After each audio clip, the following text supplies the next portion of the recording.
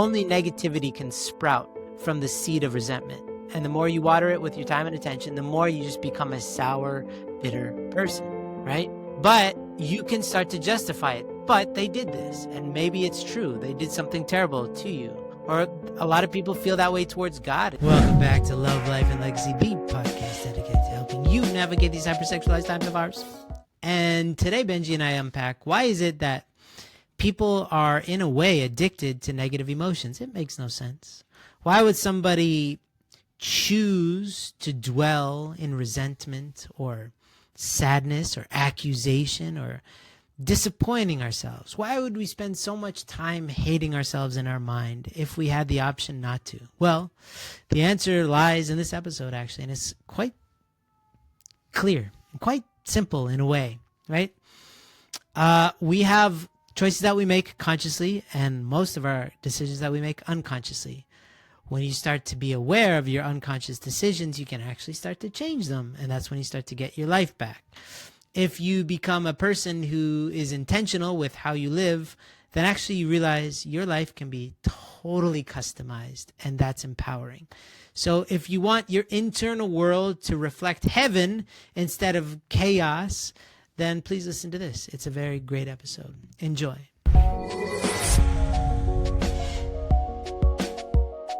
Everybody. Wow. Everybody.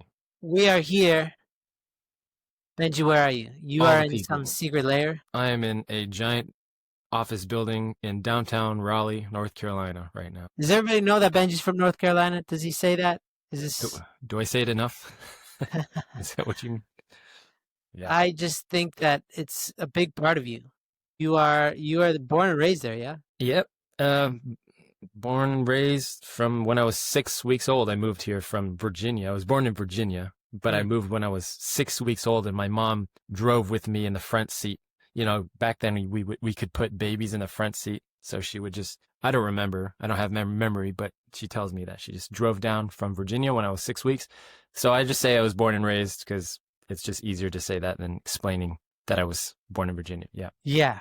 That's when, you start to give those details and you see people start dozing off. Yep, swiping away. Well, technically, yeah, I was born. Yeah. I was in the. Yeah, I hear you. I'm coming in from. I don't know if you guys can see if you're watching the video. That's downtown Toronto. That's Toronto. Canada. And it's weird to be back. I haven't been here since before COVID. But not the most impressive thing for me is the fact that we drove actually because we just wanted to, and we wanted to have a car. We're going to be here for like a month, but the amount of distance that it takes to go from Colorado to Toronto is the same amount that for anybody out there, I don't know if you've ever played this game called the Oregon Trail, but it's like the trek people from like Missouri, no, people I think from Virginia, something like that, would make the trek from like across the country in order to get free land. This is back in like the 1800s. And Oregon was like trying to become a new haven for the early settlers. And so they would make this trek, and most people died along the way. And there's like a board game that shows you how hard every step of the way was. And it would take minimum like 8 months. And most people would die. Like you'd lose a couple of kids for sure. And it was just so traumatic. And it was for free land. And then, we drove 3 days, and definitely there's some sketchy weather. It's the winter, right? But I was just like so humbled by the merit of the age. Out of the divine principle, that's one of the concepts that I connect with the most, like on a deep emotional level, is like, we were just born in the right time. I heard Bill Gates and what's his name? That Warren Buffett, they were just talking about like if they were born in any other era, they're useless. Like they just happen to be born when you can make a lot of money doing the things that they do. So being a nerd with a computer, that's Bill Gates. And then Warren Buffett basically he's one of the richest guys. He doesn't do anything. He just predicts markets and he bets on certain things, right? But he doesn't actually service the world in any real way, right? So a couple hundred years ago, he's just sitting in a room, be like, one day there's gonna be this thing called Coca-Cola, and I'll make a lot of money off of it. And people are like, yeah, can you just keep on like making shoes and shut up, So same. Like we're in this era, which Benji, if you look at it from one perspective, it's the greatest era in the world. Mhm. We're not told that. We're told Mhm. that this is the hardest era. This young generation are like, it's so hard to get a house. It's everything's so hard. And so you have all these young people Yeah. who are like 18, 19 who are Yeah. freaking out and they're complaining. There's a bunch of people who are like, hey, well, Yeah. let's adopt communism because at least then we don't have to think and we can all suffer equally. Um, Don't talk about my people like that. Anyway, and so but jokes. actually, we're in this era of limitless possibilities if you could just get in the right mindset. But with those limitless possibilities comes limitless distractions, comes plenty of opportunity for suffering if you want. But that's today. This today, I really wanted to bring up people are really addicted to suffering, I think more than they know. And I wanted to unpack that because it doesn't make sense. It's not a logical choice that people make to suffer, but yet they're making it throughout Yeah. their day, most days, compounded. They're spending most of their time suffering willfully. Some suffering that we get is not, our choice, but most of it is actually. So Um, I wanted to unpack that a little bit because if you can remove that suffering and these shadows, there's nothing but opportunity. And High Noon comes from a lineage of like Uncle David and Mitsue have built somewhat of an empire based off of willing to do difficult things that everybody feels like is too hard, but they find a way to make it work. So yeah, let's just kind of get into that. But do you recognize what I'm talking about? Do you I feel do. me? Do you I feel 100% me? feel you. It's related to the merit of the age. We're in an age where life is becoming physically easier, and physical suffering becomes more and more optional. And this is happening in various scales of life. Sure. I just think of like a real example would be like someone who retires, right? Many times the first year or few years after someone retires, they go through like this crisis internally because they all of a sudden are suffering Yeah. internally more than they were before. It's because like they lose purpose, they lose sight of what am I doing every day, Yeah. and it's kind of a learning curve for people that retire. So that's like one kind of side of the spectrum, but it's also happening massively across, like compare first world versus third world countries. There's this kind of gap in terms of physical suffering that just literally exists. And so I guess what's speaking to me is that we start inventing struggles. We start inventing, Sure. internal suffering and emotional suffering when we have everything physically, literally taken care of, and we can drive across the country, fly across the country, across the ocean with very little stress, but we make up stress. Like, oh, my plane's delayed, or my kids are crying. It's like, Yeah. it's comparatively absolutely just an amazing, phenomenal experience to be able to fly across the ocean, you know? Um, yeah. Yeah.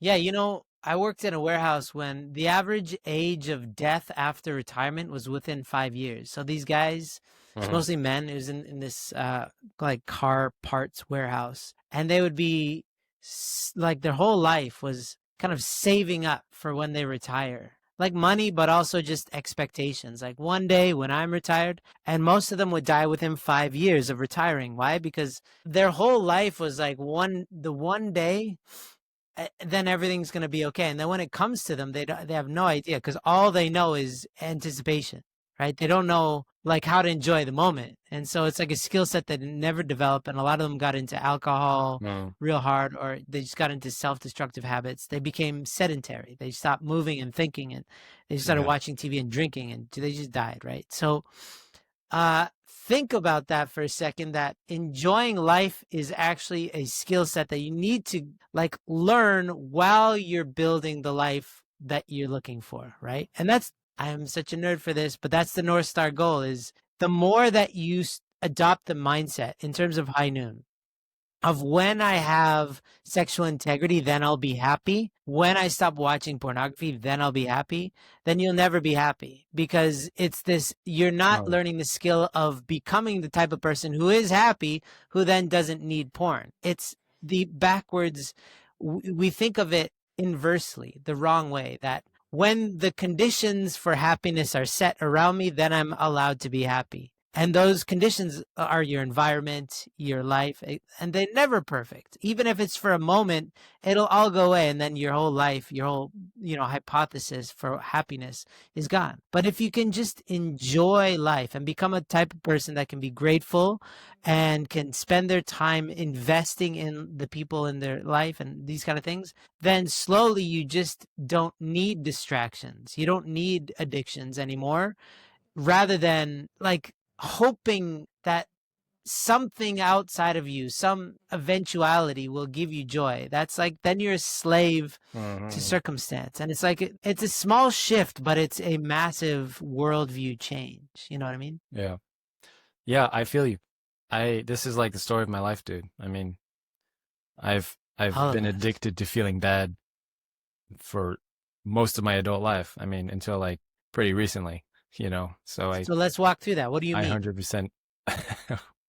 How, Well, it's how? like, I think, like, how do I put this bluntly? Like, my life is amazing. Objectively, my life is amazing. My marriage is amazing. My children are amazing. Married to My, a supermodel, I, has she's children who are straight A students at Lego University. straight A homeschooled, barely homeschooled. That's like our life curriculum.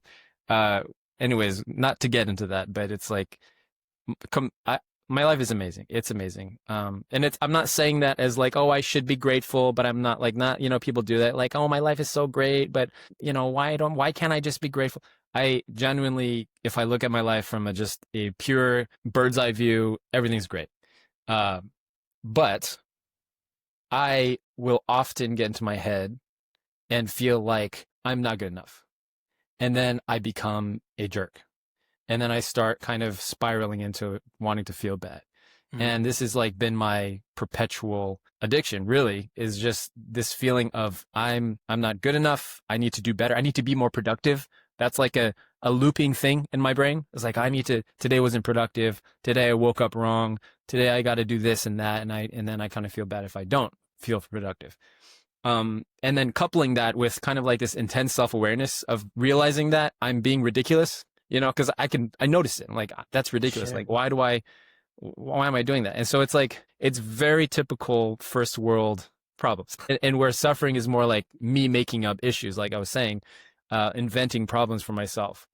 And it really, I want to say, I'm trying to like figure out what really helped me get out of it, but I wouldn't say that it all kind of comes down to like this anxiety about like raising good children, and it's a very specific part of me because it's a huge part of my identity, is my identity as a father provider, right? And so especially in the last 10 years that I've been a parent, actually 11 years, my son's turning 11 this month, 11 years of being a parent, the kind of narrative in my mind is like, this is everything. Like being a parent is everything, which it is to me. But I often have kind of reduced myself to, if I make a mistake, for example, it's like amplified. We're like, oh, I made a mistake, I'm a terrible dad, and then I kind of feel bad about that. And then I kind of like extrapolate anxiety into the future. Like, oh, because I said this or I did this unloving thing or I got upset, therefore my children are going to be like this in the future. You know what I'm saying? Sure. It's kind of like the typical, maybe people can relate, if parents or siblings are fighting, the parents usually get very stressed out, not because they're fighting, but because they're worried about what their relationship will be like in the future. Of course, it's annoying, that kids are fighting, but it's also a normal part of growing up and learning how to deal with conflict. But parents will often kind of project their fears about like, oh, the kids are going to be fighting like this their whole life, just like I did with my brother, like this kind of thing. And so honestly, I think what changed for me was I had this realization that the real crux of my issue was this fear of my kids not making it in life. And I like named it and I like put it on paper or in my phone. I was like, this is my actual fear, is my kids not making it in life because of me. That's my biggest fear. And that's causing so much stress for me. And then I like thought through it logically and I like put my heart in it. And I was like, that's ridiculous. Like there's no scenario in which my kids don't make it in life. There's none. Even if they make horrible mistakes, right? Like this is how I'm thinking. Even if they do everything against what I wish for them in their lives, as we all do as parents, they would still be loving people. Like that's ultimately what I want for my kids. Like I want them to be loving people above all else. I would rather them be loving than be like married and have kids and like slay in life and like make a bunch of money. I'd rather they be loving people and they prioritize that. And so I was like, there's no scenario in which my kids aren't loving people because that's really what I want for them. You know, because like me and my wife, we pour everything into them. They receive so much grace, you know, from the community, from their grandparents, from God, true parents. There's no scenario in which they're not loving people. And so then I was like, oh, like put at ease a bit. And then since then, it's like I don't know, it's like this kind of really big roadblock in my anxiety and fears because it was massaged down to just like a tiny little like a healthy kind of fear because it's good to have a little bit of like you know attention to them in their future and not just kind of throw up my hands and be like, oh, they'll be fine. I don't have to do anything. I'm a great dad, you know, but it's more like a healthy, manageable kind of love for them to be on a good path rather than this massive fear-based thing. Yeah. Well, let's kind of break that down because basically I mean, for all the single people, they cannot relate to that at all. But if you mirror that and okay, you're single, that's you thinking about your future. That's you thinking about your blessing if you're single. That's you thinking about your career. That's you thinking about just having enough money. Yeah. I don't have enough money. I'm not gonna. It's all this feeling of I'm not enough as I am, and I need something else to take place in order for me to feel like I'm gonna be enough to do whatever it is that I need to do. And so, like, we're dealing with people who are addicted to the feeling of being not enough.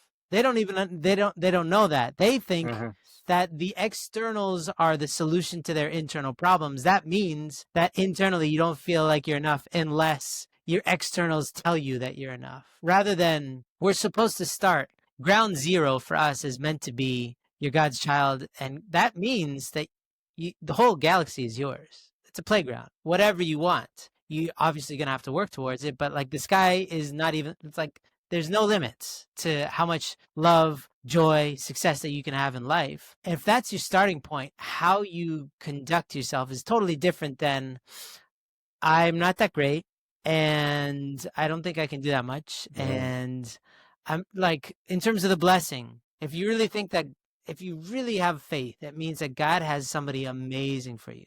So amazing that you can't even fathom how amazing.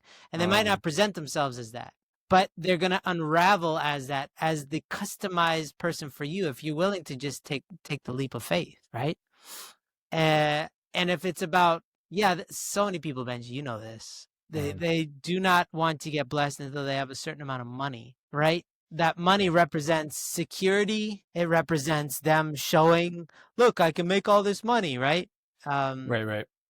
But it does not mean anything. There's no correlation between like you having a certain amount of money in your bank account and you being a good spouse or you being ready for marriage or anything. That's one dimension of many dimensions, right? So I think if there's a young person who's, let's say, 21, they're thinking about the blessing and they're like, okay, I have 10 million in the bank. Now I can get myself a wife. Let's say this is for guys, right? And then they put out this broadcast, look, I'm a really rich person who wants to be my wife. Do you think that people are going to have good motivations when they're attracted to you, if they're attracted to you for the sake of this calling card, this signal you're sending is like, I have a lot of money. You're going to attract people who like money, right? But it, again, doesn't mean that you're ready for marriage. It's just inside your head. And if that money goes away, will that person still love you? Yeah. Right? It's not that money doesn't matter. It just means that it's incidental and it's this external thing. So I think that's really, really important that the first blessing to be fruitful means to be loved, to really be a loving person who is loved. And from there, you can build anything with anybody. You can build businesses, you can build empires, you can build relationships, you can build a family as a loving person who is loved.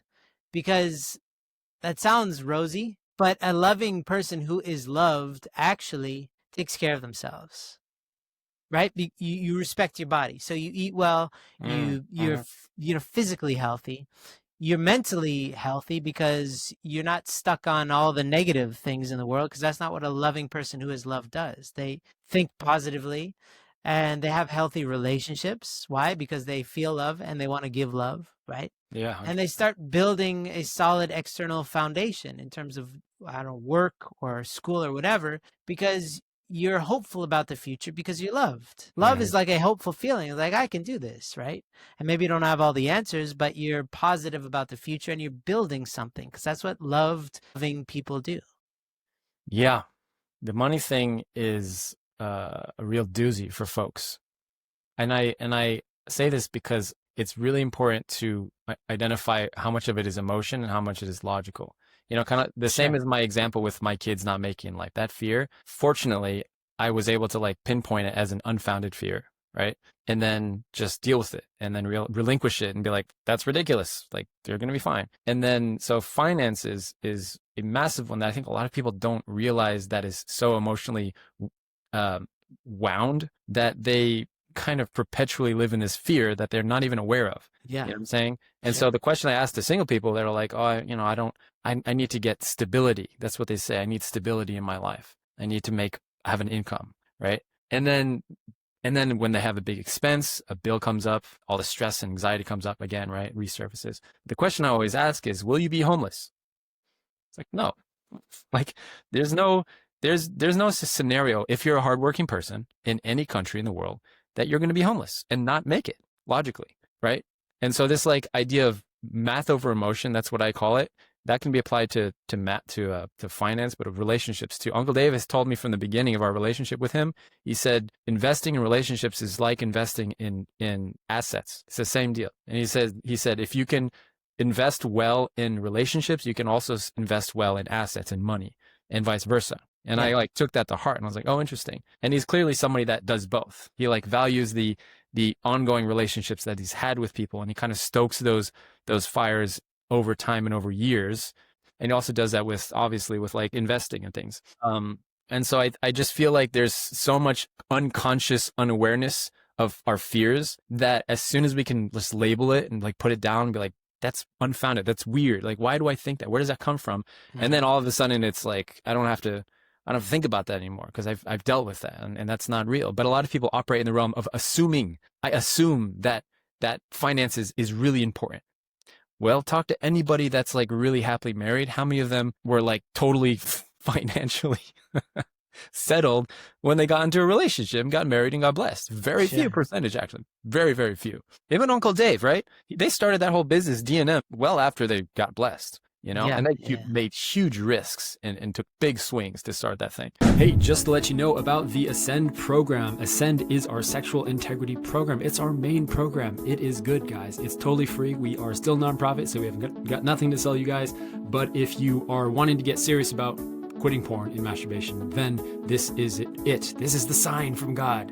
So go to highnoon.org, check it out, and you can get started with the Ascend program today. I will see you in the program. Yeah, and it's based on their love and trust because their empire is not money. It's what they built together as a couple, the love, right? And D&M. so we're all building empires when we start a blessing, and it looks different. Not everybody's meant to have their own business or anything like that. That's we're using that as an example, but it's your empire is how much you can impact the second and the third blessings, right? So like, don't forget in the divine principle lectures, they conveniently the second blessing is like your relationship as a couple and family and society and the world. So it's like, well, that's a big second blessing, right? But it's more just like your impact in your family definitely is wherever you go in the world, you're making an impact. When you go to the grocery store, like last night, I had to go out. We got here yesterday to Canada. I was like, okay, I got to go find a grocery store. It's freezing, by the way. It's so cold. Oh, I bet. We came from the mountains and we're out in here in Toronto. It's so cold. And I walked, a couple blocks to the grocery store last night. Everybody's single because it's downtown. And also Canada's just not having babies, but especially when you're downtown. I saw one lady with a couple kids, one in the whole store. And I passed them during checkout and she was freaking out. She's like, stop touching. I touch. Stop. And I was like, this is not good advertising for the rest of these people who might be contemplating. Yeah. Right. But if you think about her impact versus like, I was talking to somebody, maybe I shouldn't call him out by name, but he went to a wedding, like a family wedding in Napa Valley, right? And it was all these wealthy tech people who went as singles or as couples, but nobody has kids. He has 4 kids. And everybody was looking at him and be like, wait, are those kids, those are your kids? Mm. And like, what, wait, but they're really well behaved. And then, he went and everybody loved seeing these little kids. And then he tucked them in. He had one of his parents take care of them. And then he and his wife came back out for dancing later. And they're like, wait, you could dance and have fun too? And he was like, he wasn't doing this consciously, but he and his wife were selling people on the idea that it's possible to enjoy the ride as having kids. That's impact, right? Versus stressed out lady. I don't know her situation. I'm not judging her, but the overall net result is that she's scaring people away from the experience of having kids every time she's like screaming at them in public and saying, she said, you're embarrassing yourself in front of all these people. She was, right? But it's Yeah. kind of our impact is like our state when are we enjoying the ride or not? And are we allowing God into our home, into our family, into our car when we drive? I just drove in a car for 3 days straight with my family. We had the best time ever. There's a couple episodes of fighting out of 3 full days of 8+ hours a day. But it's like our environment, we welcome God into it. And that was like the point. It's like, let's enjoy this. When do we ever get to be in a car together for 3 days straight? But that's life if you choose it to be like, that's our empire is wherever we go, we want to impact people positively, and we want to allow them and have the extra space in our minds and our heart to take care of the people around us. We are presently in a condo in downtown Toronto, and there are no children here. And so every time we're in the elevator, people are watching us. And they're out of the side of their eye. I watch them watch us because they're like, what? It's like going to the zoo and seeing creatures that you don't normally get to see, like a lion. It's like, these people have 3 kids. I'm watching them watch us. And if anybody asks any questions, I'm happy to talk and engage, right? Because some people, they're like, oh, gross kids. And other people are like, their biological kind of tickers are like, yo, I could maybe, right? So just the second blessing is really, really how you impact people by who you are. And then the third blessing is like how you want to contribute to society, right? So I think it's really, really important that when you're in a negative state, and that we got to go back to that, by the way, you don't have the bandwidth to consider any of this. And so I want to go over some of these things that people experience in terms of their negativity, because it doesn't seem normal that you'd be addicted to sadness, let's say. Let's go over self-pity, anger, the feeling of losing. It doesn't make logical sense when people say you're addicted to something negative, because I think a logical person would say, well, I'm not addicted to negative. It's actually a horrible experience, right? Sure. But then look at the behaviors that usually follow of self-loathing or pitiful existence, is that usually people do things that are unhealthy for them, right? Sure.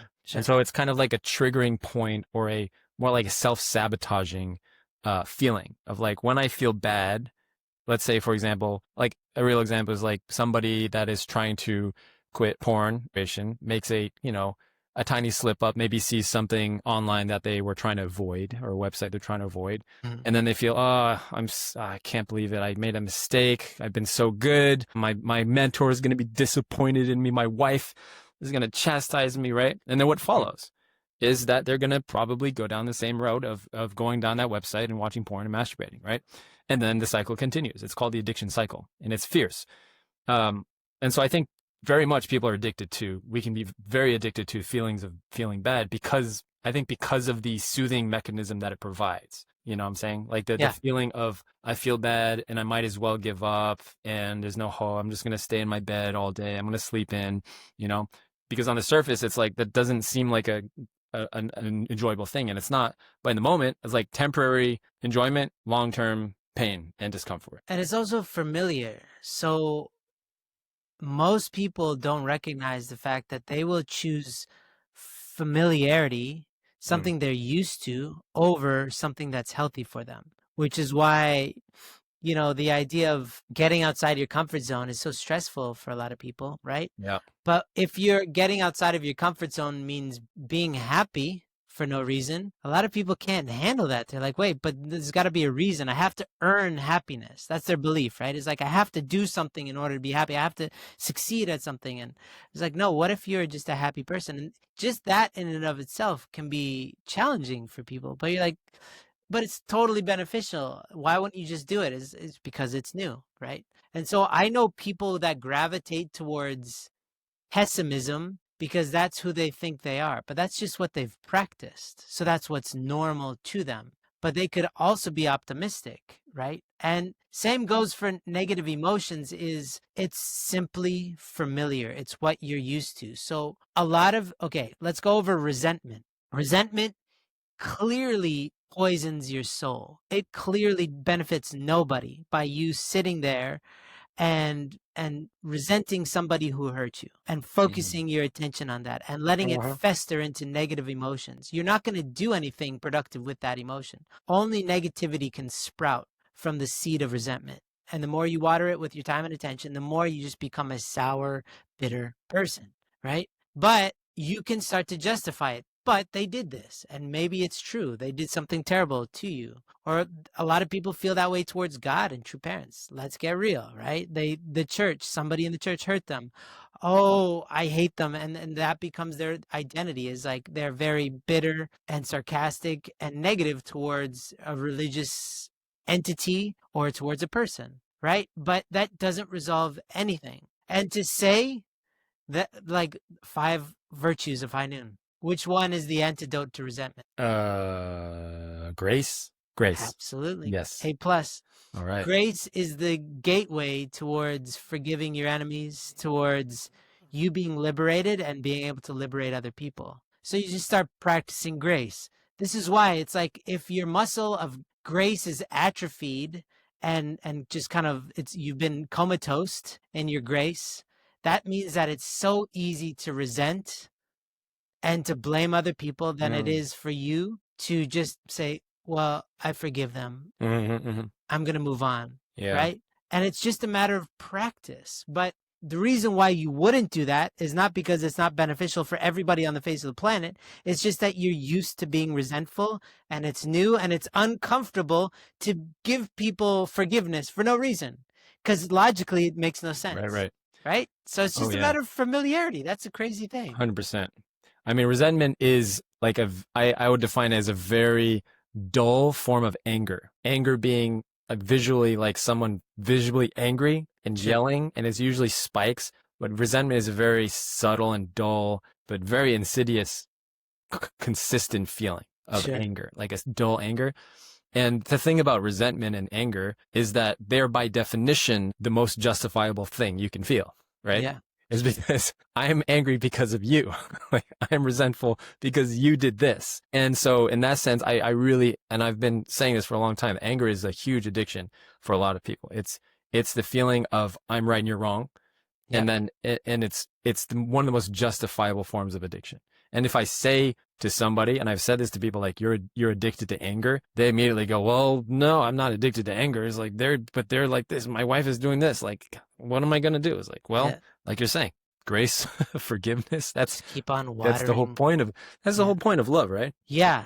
And you have to see, everybody, please, if you made it this far, listen to this point very, very clearly, because in the beginning of the episode, we're talking about how in this era, there's more opportunity to do as many things as you want. You can radically transform education. You can make as much money as you want. You can do anything. There's no limits. True parents really open the gates to anything. But because we're so used to living in the old world where there were limitations, that's what people are focused on. And it's only like emotional and spiritual.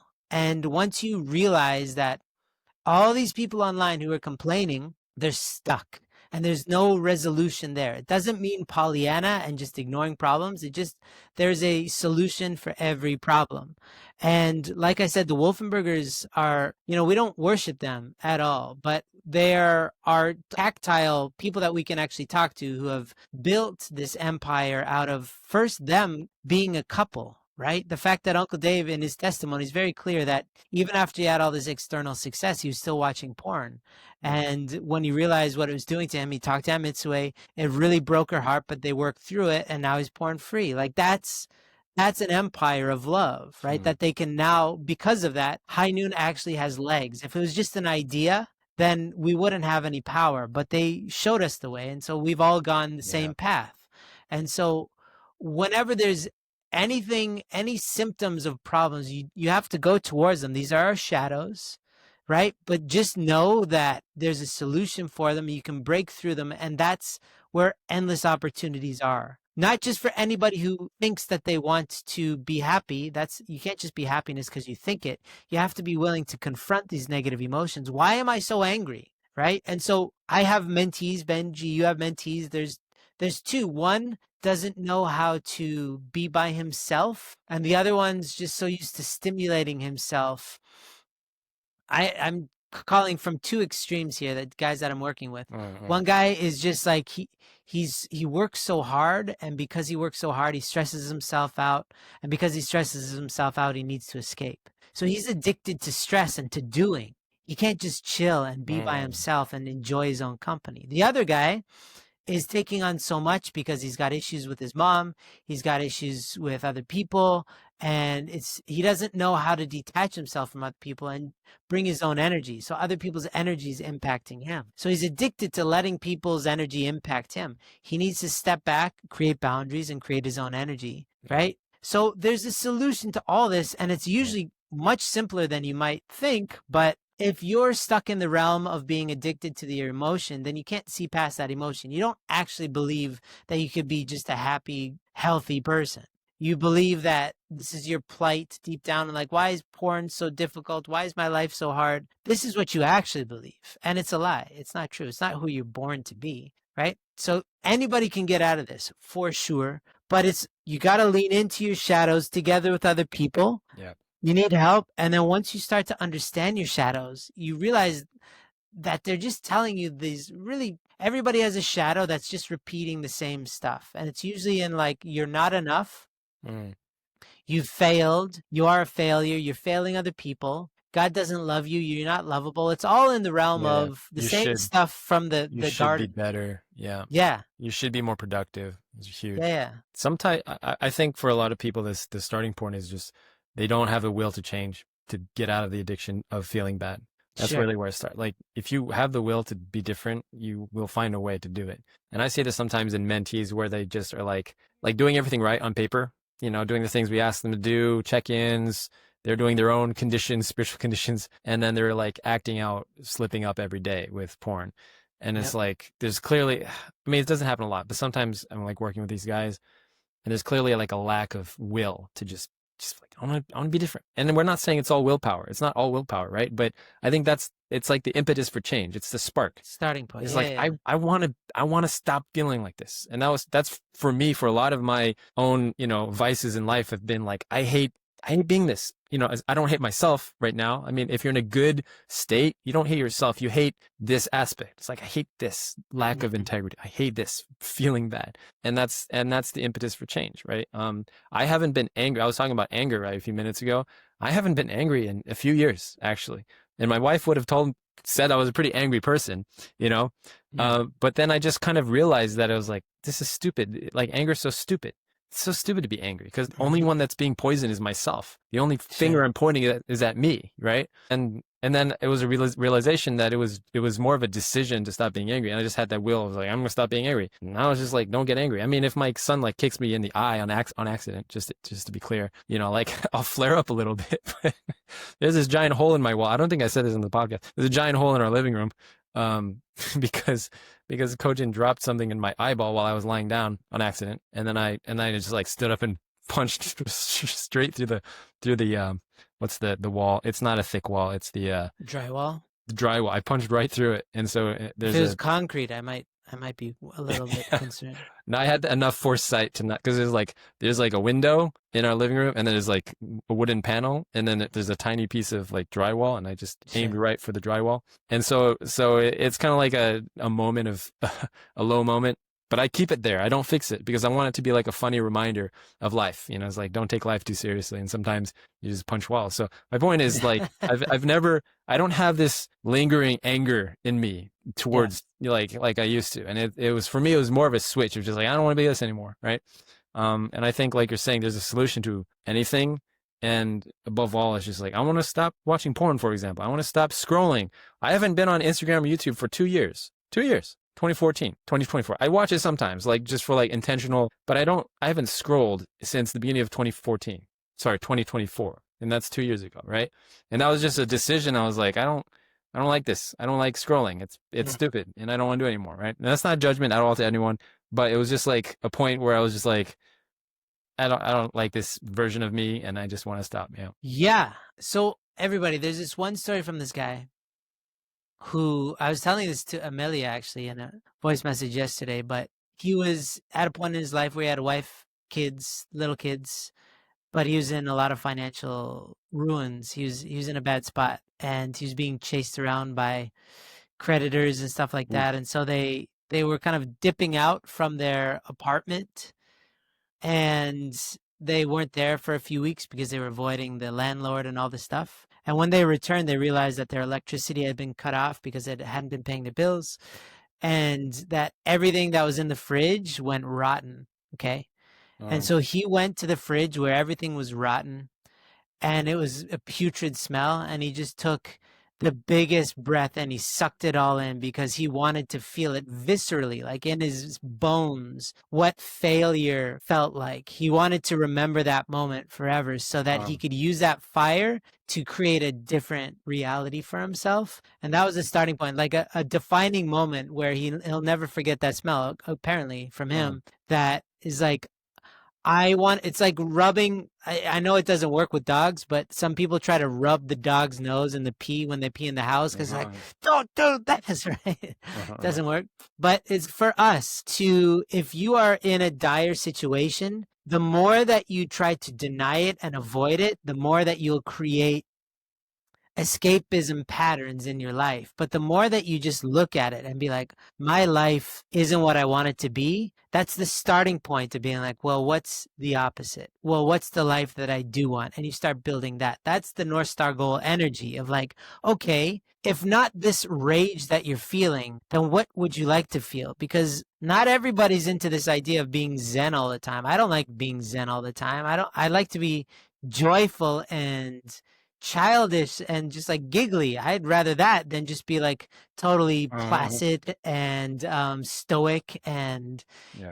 I don't want to be like that. I want to be like a little bubble of joyful energy. So that's the opposite of being resentful to me. But for somebody else it's going to be different. So if you look at, okay, let's use that dog peeing in the house analogy to to rub your own face in your own fallen nature.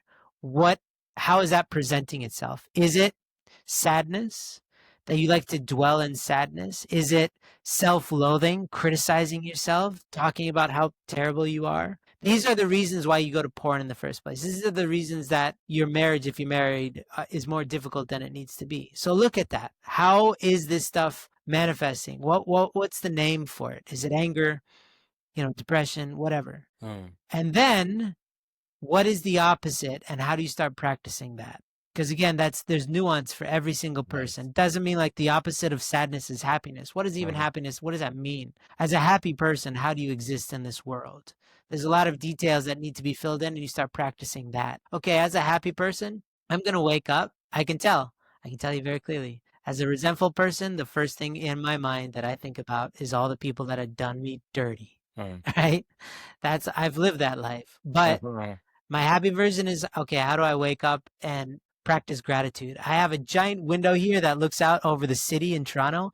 I just put my hands on my heart. I went into lotus position and I just started thanking God for existing, for having this view, for all the people that I can see, all That's this you. stuff until I Yeah. started feeling something. That's me. That's But you. like that's how I practice it. Because if I don't practice that, even if I don't go straight to resentment, I might dwell and linger and kind of, I don't know, apathy, feeling nothing. And that's a gateway for resentment to pop in real fast. So to stave off even just apathy, that's how I practice being in a really happy state, is practicing gratitude and stuff like that. So find your way, guys and Yeah. gals. That means identifying the negative, that's your shadow, learning about it, and then identifying what would be the positive, the opposite, and start practicing that. Awesome.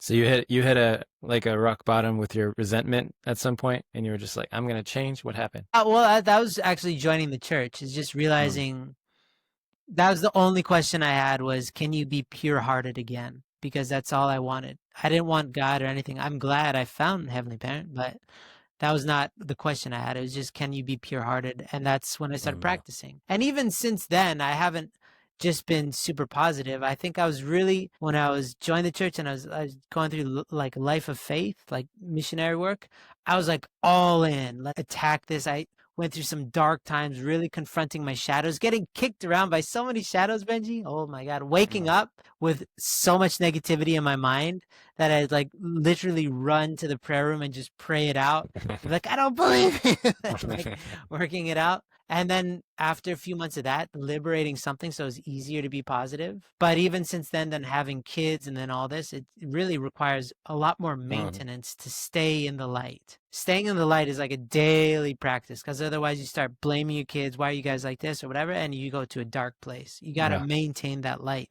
every day, all day. It's apparent that people often wait for rock bottom with bad habits and addictions, Sure. but you can also manufacture your own rock bottom by just because the idea of rock bottom is that it becomes so starkly contrast to your values. Sure. You hit a point where like this is totally like, how did I get here? Yep. Right. And so you can create that with any unwanted behavior, unwanted feeling as well. And that's kind of what your experience was, what I've experienced. This is the power of confession, for example, is that there's a point where you're like, I'm going to create an experience in which I can clearly see how much this is impacting me. And when you have that will, like to do a confession, for example, it is like a litmus test for your will to be different, to change, because it's like the last thing you want to do. And call it a confession, call it, liberating a shadow, call it, whatever it is. But the idea of liberating a shadow is often uncomfortable. It's different, but it's always liberating. And Sure. it creates that stark contrast. So in some ways it's like a rock bottom, but people Mhm. don't have to wait for like a porn habit to like reach its absolute worst before people decide like, okay, now it's bad enough and I should change, which is many times, unfortunately, what people do, you know? Mhm. So that's great. I think that's an awesome thing to do. Yeah. Also, you can always etch out new rock bottoms if you want. Just like there's different echelons of joy that you can always, like, as you get older, life can get better and better, because the more that you have family, like True Father talked about this. He thought that the four realms of heart were it, and then he had grandkids, and it's like, yo, there's even higher highs that you can experience. Same with, there's higher highs and lower lows if you want to go in that direction too. So you can cut off the lows by like letting this be your rock bottom and just choosing to spring up.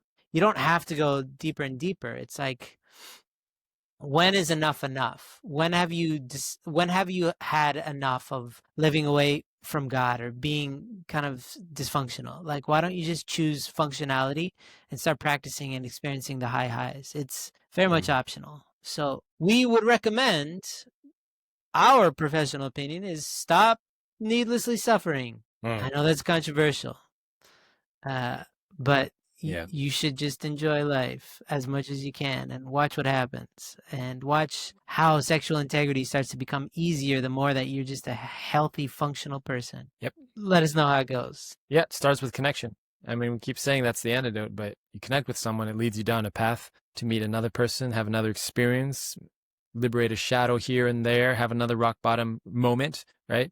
I would couple that always with less mindless screen time and more connection. And those two things will get people very far, especially in the beginning stages of like, where do I go? How do I start? How do I stop feeling, pity, self-pity, and all this stuff that we feel all the time, This poopy stuff. Yeah, I hope this is helpful, everybody.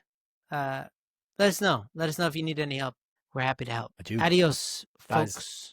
Hey there, it is Benji here. I want to ask for your attention for just a second. We are asking y'all who have been benefiting from the podcast for just one small favor. We don't ask for much. In fact, we actually try very hard not to ask much. But if you have benefited from this content in the podcast, then I want to encourage y'all to consider becoming a donor for High Noon. Yes, we are still a nonprofit and we rely on your donations to function. And if you would like to just donate $10 a month, if you are looking for a way to contribute your cash to something really meaningful, then I hope that High Noon can be that thing for you. So you can go to highnoon.org/donate. You can click in a link somewhere down below this episode and become a donor for just $10 a month or $20 or $100 or $1,000, whatever it is, guys. It is truly helpful. All right. So go check that out if you have benefited from this podcast in any way over the years. Lots of love.